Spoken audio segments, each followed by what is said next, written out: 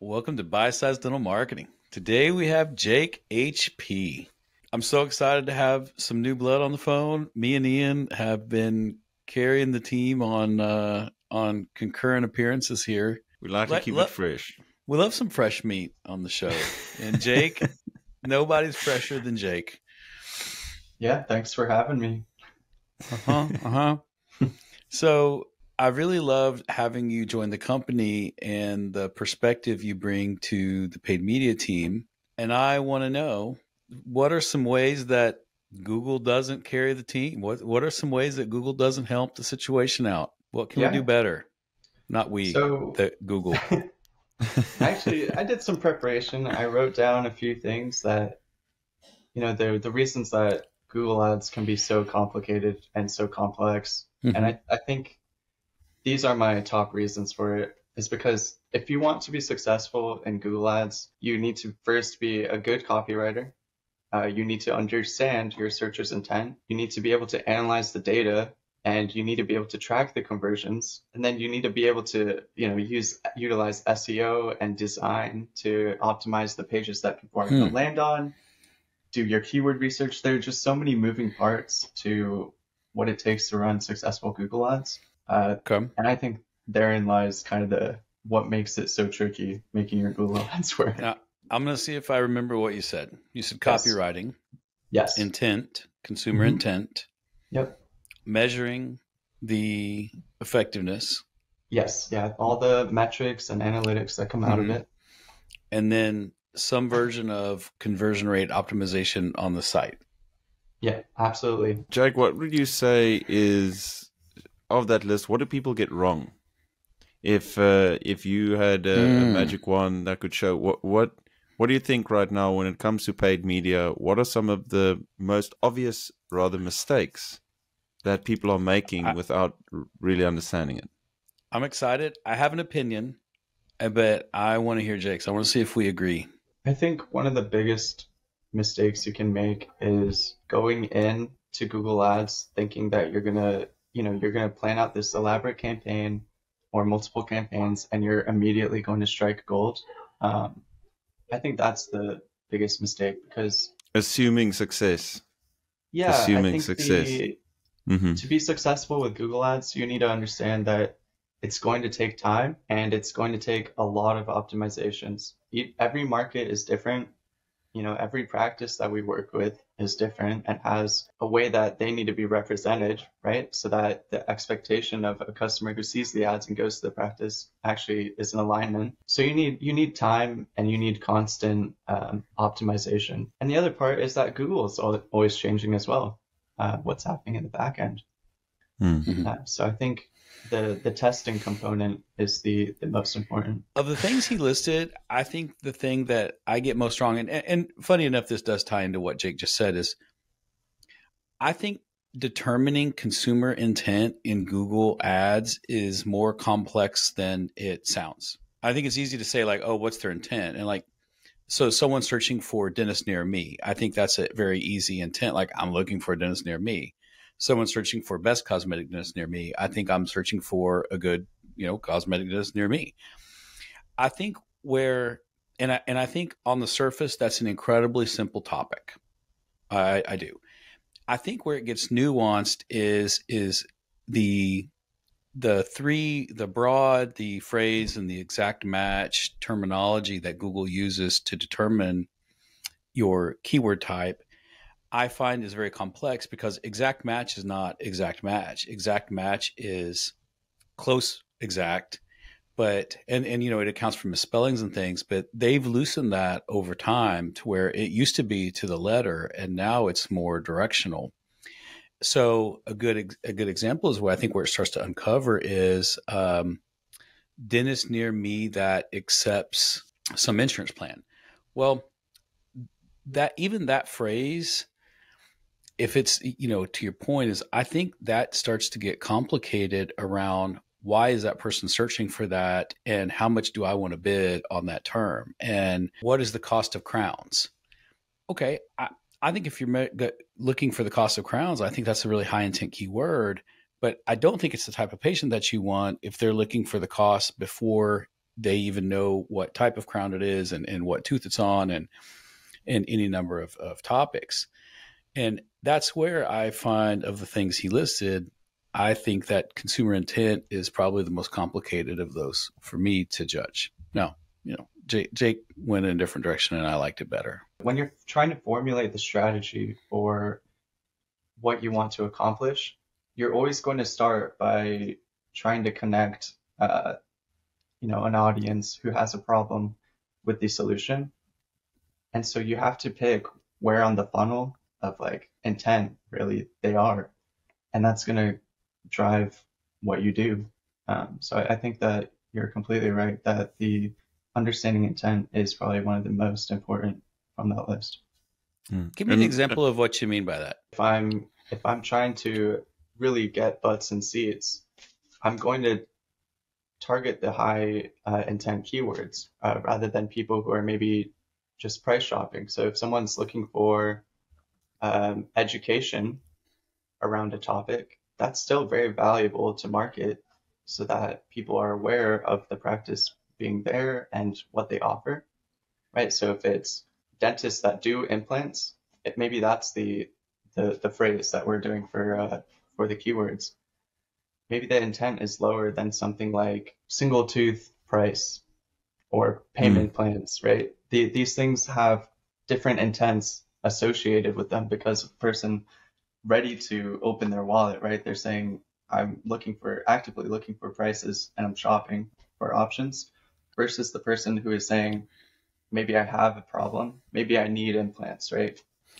I had a quick question, Jake. A little while ago, you mentioned about, or when you listed what you said even an SEO, and that all ties in together.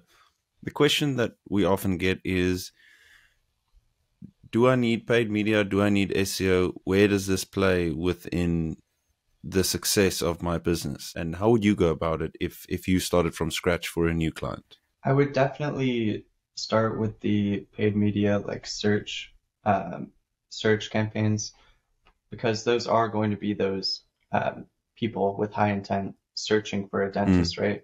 Generate the awareness first of that the company even exists. Well, I think those are the most kind of results driven, I'd say. Like you're going to see results immediately from running those search campaigns, whereas maybe if I do more awareness or branding type campaigns that aren't search or are on Facebook or something, right? These are great to have and they're going to help your marketing efforts, but maybe we won't see the benefit until we're doing a remarketing campaign off of what we're doing with it, right? Initially, maybe months down the line or something like that. But as for how SEO ties into it, or design, I mean, they're all linked. I can't really say, you need to just start with paid media and then do SEO and then do design, because the type of media we get, the organic content, the type of creative things that we're generating to use in the ads, I mean, those can drive what kind of campaigns we can successfully run as well. So they are incredibly important. Maybe their website is really not great. So even if we're driving all that, those clicks to the website, then that landing page, wherever they're landing, won't convert. So I think, so everything's really important. And, I think that's the benefit of us being a full stack agency is like, we can start all these things concurrently. Now, who's out there running a Google campaign that you really like, Jake? It's a good question. You've been working on the Bish, right? I've been working on DDD. Yes. I have been building that one from scratch and I do really like it.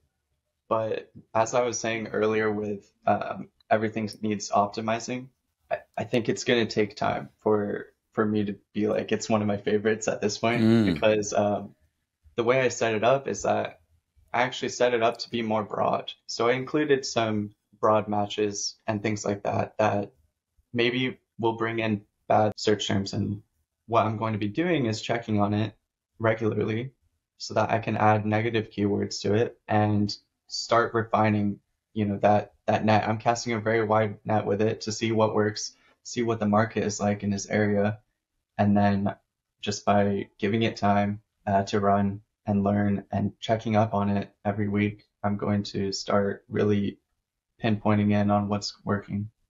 When you have Googled around, what do you see as, I kind of want to go back to one of Ian's questions, as one of the common mistakes in Google Ads? A big mistake that people can make with Google Ads is just auto applying all of the Google recommendations. You're always going to be getting like Google suggestions, even if you're on Meta and you're doing Facebook stuff or Instagram, it's always going to be like Facebook recommends this, and they'll have an option to auto apply them.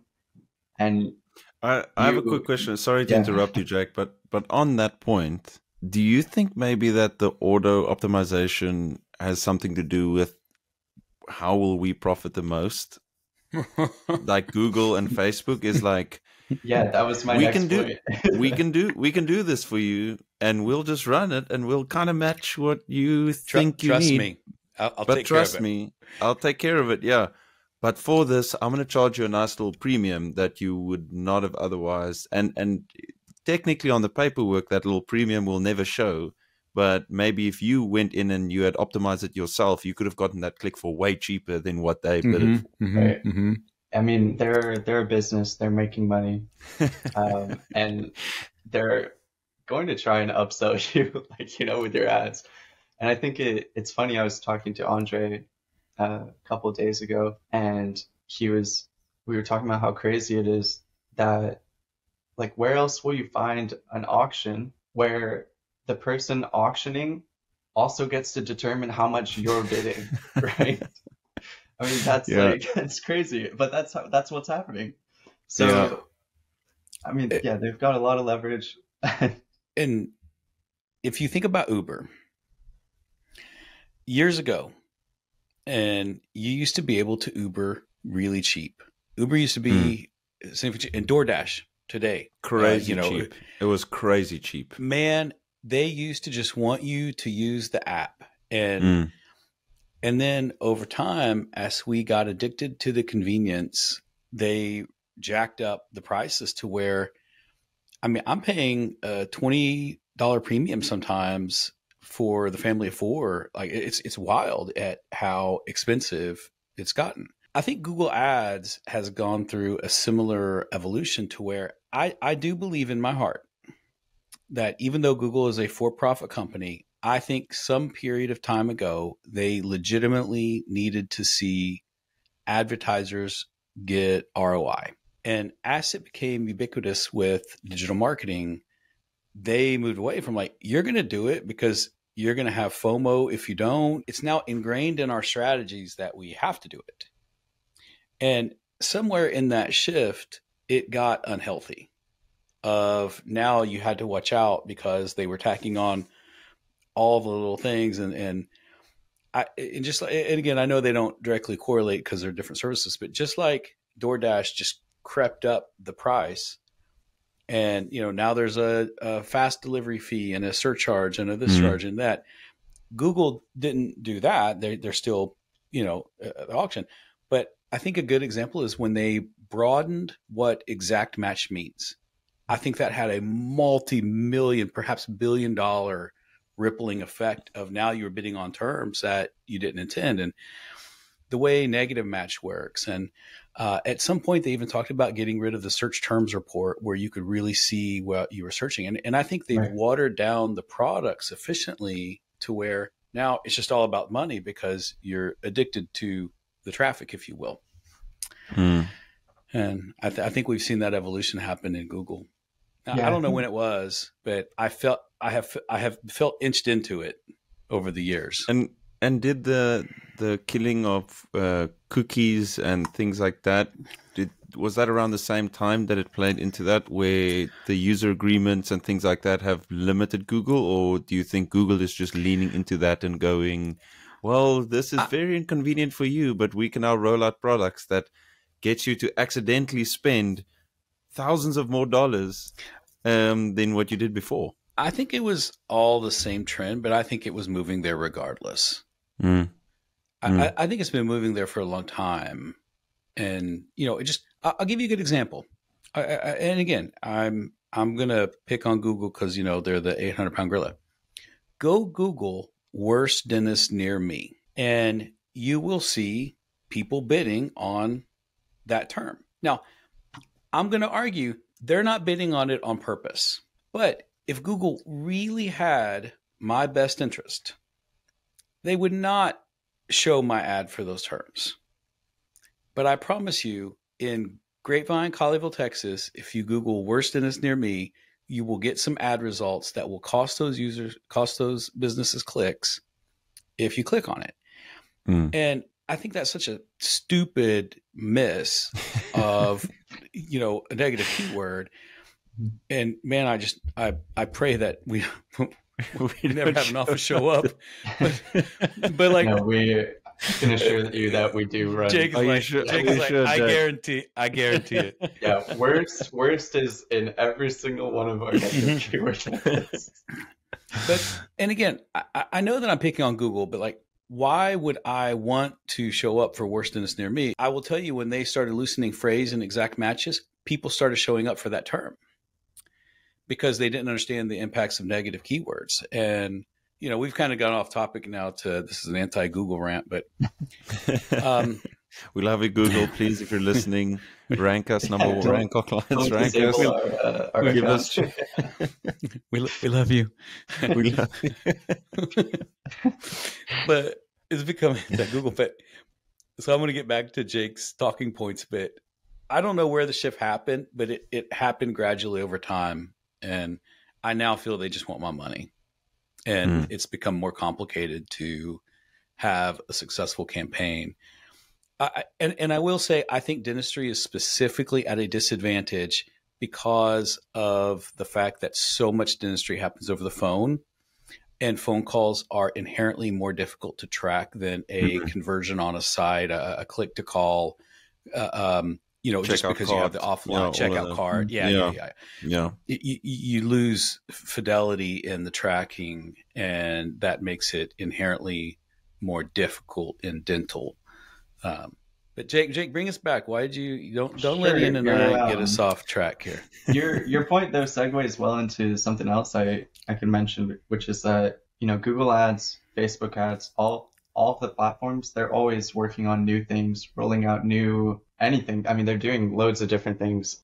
So I was going to say it's super important to be part of, I guess, a greater community of people doing PPC. For me, that is Reddit. I read a lot of people posting on PPC or digital marketing or Google Ads, whatever it is. I read a lot. You'll see trends where people are complaining about a certain campaign type that just all of a sudden stops performing well, or they're saying, hey, this is actually working really well for me. And that's super important because the landscape is always shifting. Having your finger on the pulse as a digital marketer, I think, is pretty critical. Well, Jake, that was wonderfully insightful, and thanks for your first bite of dental marketing. Some fresh meat. Some fresh meat. That was your bite of dental marketing. A new face. Thanks for jumping on. A new face. Thanks, Jake. A new handsome devil is in the house. Thank you.